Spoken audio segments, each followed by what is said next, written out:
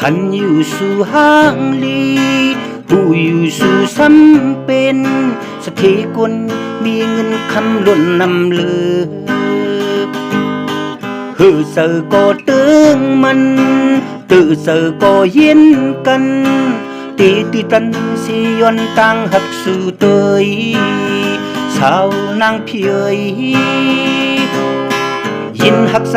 ในกิจสับมีเนื้อสื่อชิมเปียงมานานยินตุกขาเลือเจอสังหมอกปันใน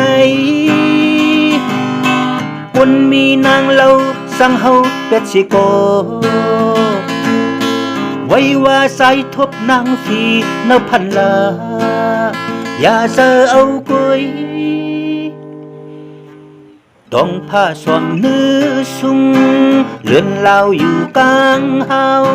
สาวสายหักนั้นสวยหมอกปันอิดหนึ่งถึงลายปากเฮงปีต้องสัตว์เป็นก้นมาขึ้นป่าตังหักตื่นไว้ปุ่นสู่เกยสาวนางพี่เอ๋ย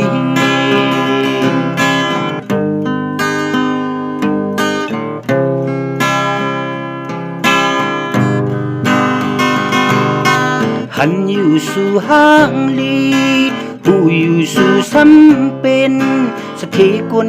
มีเงินคำล้นนำเลือฮือเสือก็ตึงมันตื่อเสือก็เย็นกันตีตีตันสิยอนตังหักสู่เตยสาวนางเพียยยินหักใจในกิจสับมีเนื้อสื่อชิมเปียงมานานยินตุกขาเลือเจอสังหมอกปันในคนมีนางเล่าสังเฮาเป็ดสิโกไว้ว่าใส่ทบนางฟีนพันลาอย่าเจอเอากุยต้องผ้าสวมเนื้อสุงเลื่อนลาวอยู่กลางเฮาสาวสายหักนั้นสวยหมอกปันอิดหนึ่งถึงลายปากเฮงปี